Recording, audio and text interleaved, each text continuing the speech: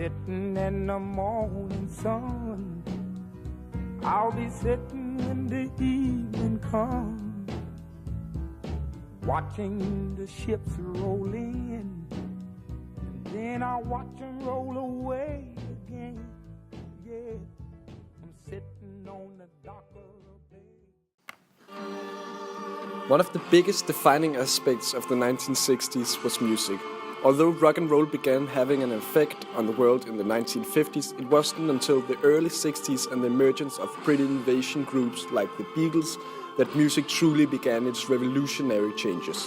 The hippie movement in the late 60s fought for peace and love instead of the war, especially in Vietnam.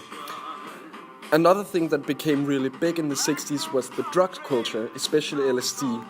The psychedelic scene became really big and introduced a lot of people to new sounds and psychedelic drugs. Some of the biggest songs of the 60s are songs such as Beatles' Hey Jude, Strawberry Fields Forever, and Jimi Hendrix, All Along the Watchtower, Hey Joe and Purple Haze. Songs like Fortunate Song by Creedence Clearwater Revival is an anti-war song criticizing the Vietnam War. What you hear in the background is White Room by Cream, which is one of the leading psychedelic bands in the 60s. The 1970s was a decade known as the pivot of change. This decade is known for the end of the post-war economic boom and a growing of conservative leaders even in the Western world. We also see the oil crisis of 1973 affecting most people. This caused rock to change from the flower power psychedelic rock scene to a kind of new wave rock that is known for the use of synthesizers and new instruments. In this period, disco also emerged.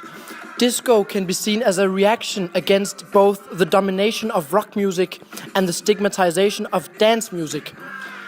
And this can be seen as disco is a kind of music that you can do nothing but dance to.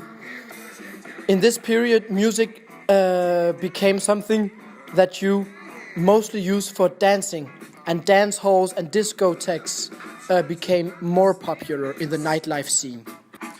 Popular rock bands of this decade are Black Sabbath, with a kind of heavier rock than what people were used to in the 60s, Led Zeppelin and Dire Straits. On the disco scene, the Bee Gees and the Jackson 5 were big, and on the funkier side, you have people like Stevie Wonder. The song you're hearing in the background is Play That Funky Music, White Boy by Wild Cherry. And this is a prime example of disco music, funky music. In the 1980s, everything was neon and ugly. Color combinations were the worst, fashion was weird, music was over-digitized, and commercialism consumed everyone.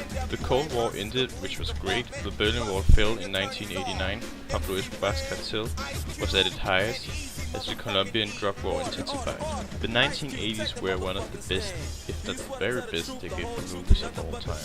Both story writing and special effects were climaxing at the same time, and it made for some awesome time for all. The Shining, with Stanley Kubrick's adaptation of the Stephen King thriller, features some of Jack Nicholson's best acting. The Empire Strikes Back also accounted for 25% of all ticket sales in the summer of 1980. More than anything, 80s music was heavily produced. Everyone knows the classic 80s sounds. Huge reverb, snare drums, lots of delay on the vocals, electronic rhythms and synthesizers. While this change improved music in some ways, others may argue that it music lost its humanity because of this. Before the 80s, many bands recorded live together or depended on the drummer to keep the tempo. Music engineers and songwriters had more tools at their disposal than ever before. That's why a lot of music sounds like people playing or experimenting with toys. Especially compared to the music of today, much of the early digital technology was 8-bit and the tonal quality just wasn't that great. But it was a lively time for experimentation. However, the results can get quite comical when 60 Iconics first tried their hands at synthesizers. Paul McCartney comes to mind. The music industry in the 1980s was driven mostly by success of the widely popular new music cable channel called MTV. For the first time in history, image was just as important as music. A good music video could instantly capitalize a new act of stardom. Cyndi Lauper was almost an overnight sensation due to her quirky looks and as much as her quirky tunes. Earth, Wind and Fire has later become a sort of definition of 80s music with their catchy songs like Boogie Wonderland and September. Kool and the Gang shared similar tunes with their Get Down on It. Survivor with the Eye of the Tiger set a name for himself with the legendary hit, Eye of the Tiger. But no other can quite compete with Michael Jackson. A song like Beat It, Billie Jean has been stuck in people's head ever since it came out. And also it's worth mentioning that the album Thriller has since gone to be the most sold album ever. 80s rock music was also thriving. Metallica and Guns N' Roses was on an all-time high. Yo! Culturally, the 1990s are characterized By the rise of multiculturality, and alternative, media which continued into the 2000s, movements such as grunge, the rave, scene and hip hop spread around the world to young people during that decade aided by the new technology such as cable television, and the World wide Web. The 1990s most popular rock songs was Oasis, Wonderwall, Red Hot Chili, Peppers, Californication, and Under the Bridge.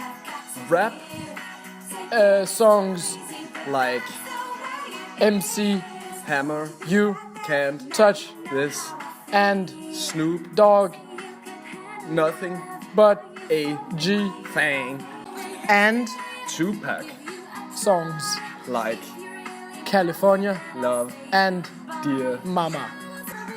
The Pop scene was dominated by artists like Michael Jackson, with Come Together and They Don't Care About, Us, and Britney Spears Baby One More Time. What You're hearing right now is wanna be by the Spice Girls, the most popular girl band group of the 90s.